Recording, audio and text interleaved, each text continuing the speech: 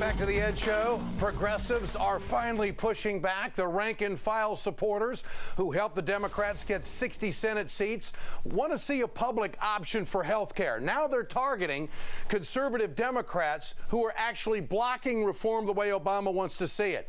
Now here's a new ad that's out calling out Senator Ben Nelson in Nebraska. For 6 years, I've owned a sizzling skillet here in Ralston, Nebraska. Last week, my health insurance agent called. He told me my rates were going to go up 42% from last year. I can't afford that. I told him I may have to cancel the coverage. I'm just going to pray my kids don't get sick. When President Obama proposes a public health insurance option that would force the private insurance companies to compete and lower rates, that's exactly what my family needs.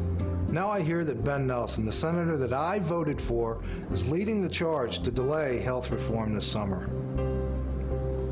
That's exactly what they want. The health and insurance companies that have given Senator Nelson over $2 million know that if they can stall reform, they can kill it. I have to ask, Senator, whose side are you on?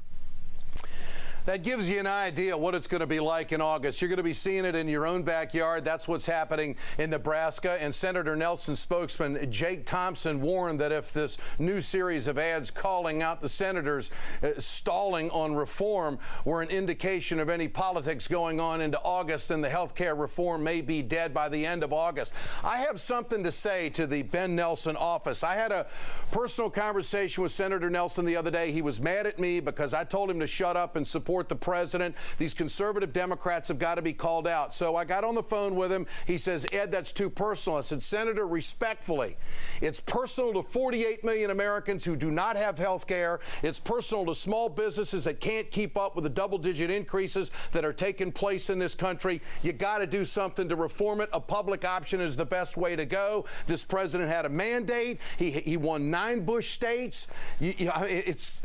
What else do you need to know? And I'd like to know if the people of Nebraska want a public option.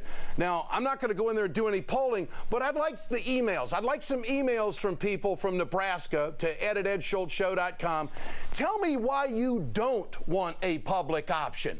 Tell me that you think your senator is on the right page going against any kind of health care reform when it comes to the public option.